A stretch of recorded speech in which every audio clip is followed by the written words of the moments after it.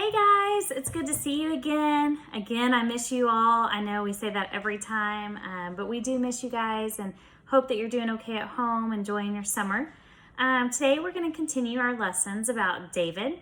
But before we get started on that, I want to know how many of y'all have ever played a game against someone that maybe you win and then you go to the next person, like rock, paper, scissors, shoot. Rock, paper, scissors in the rock, where you win one and then you go to the next person. And the more and more you win, you get to the end, and if you don't win, you have to sit out. How many of y'all have ever played that? I have. If you haven't, it's kind of fun. You can play with your parents at home. But it's fun to follow the winner. So whoever continues to win, you get to yell for them and root them on, whether it be in soccer or baseball or whatever the game is. To be able to root for someone that is winning is always the way to go. It's always fun. Well, that's kind of what was happening in the Bible story that we're going to talk about today.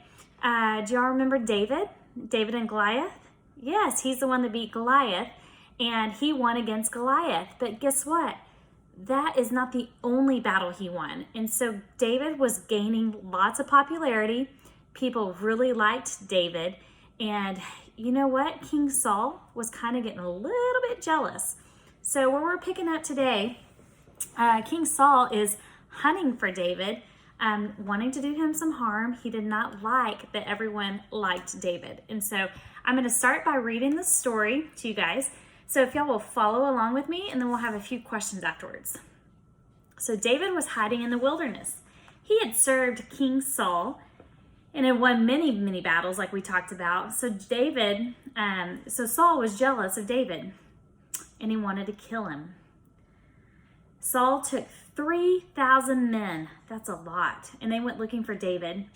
And David and his men were hiding in the back of a cave. When Saul came in, as he was passing by, he decided to go in the cave.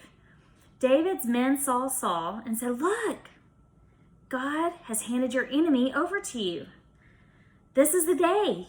You can do whatever you want to him. He doesn't have any men with him. You can take care of Saul, and then he'll no longer be hunting you." So David snuck up and he got really close to Saul. Saul was wearing a robe, and David, kind of like what I have on, it looked a lot different, I'm sure, but David secretly cut off just the edge of Saul's robe. And Saul didn't even realize that David was there.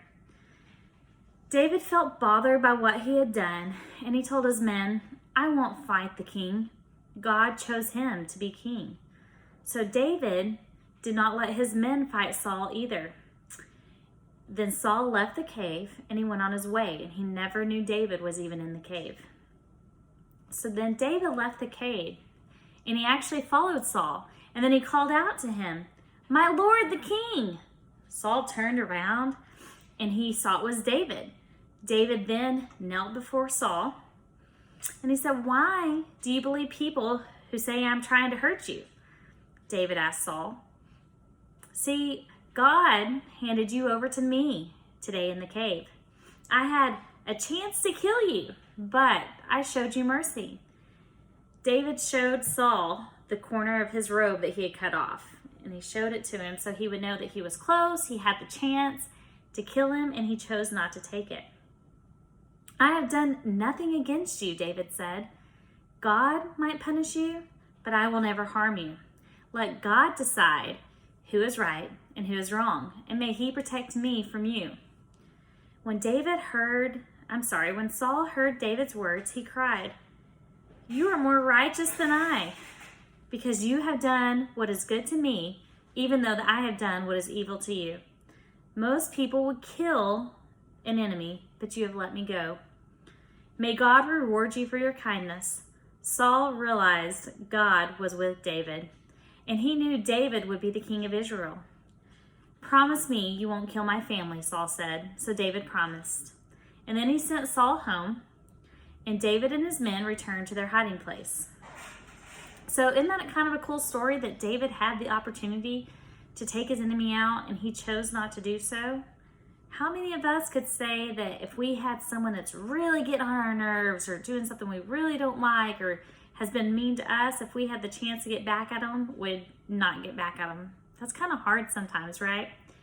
Well, that's what David chose to do. So how can we connect David to Jesus? How can we make this connection together?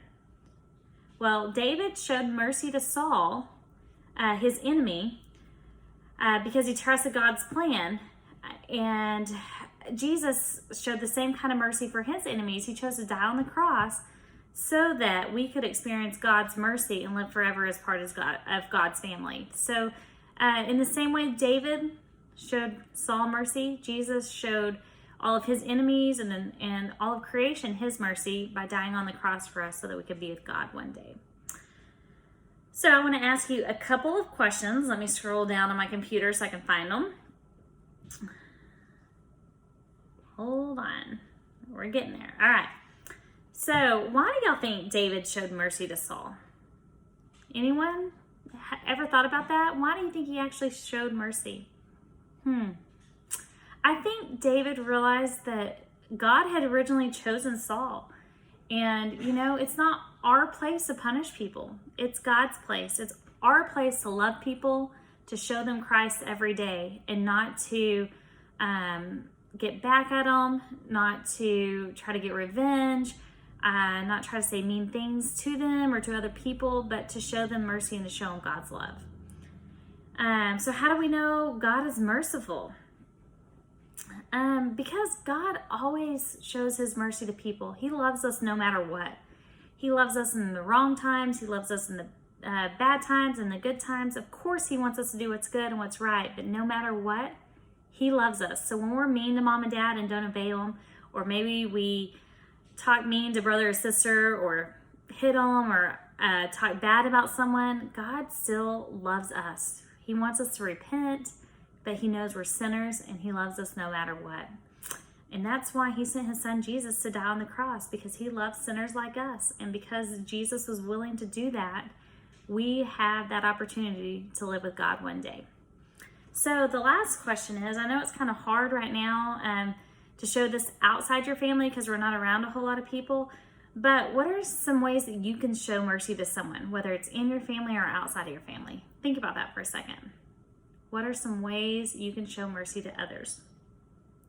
Well, when you're mad at someone in your family, you can forgive them and not retaliate or not try to get back at whatever they did. When you're mad at a friend, you can just show them kindness and be nice to them and not talk bad about them or hope the worst for them. There are so many ways that we can show God's mercy to all sorts of people. The more we show them love, the more we show them Jesus, and they can see Jesus shining through us. So that's my challenge for you this week, is find ways that you can be Jesus to other people. Find ways that you can show other people his love, his mercy, and I promise you, you will experience God's love and God's mercy as you treat others the way that you would like God to treat you. Y'all have a good week. Love you all and miss you all. Bye, guys.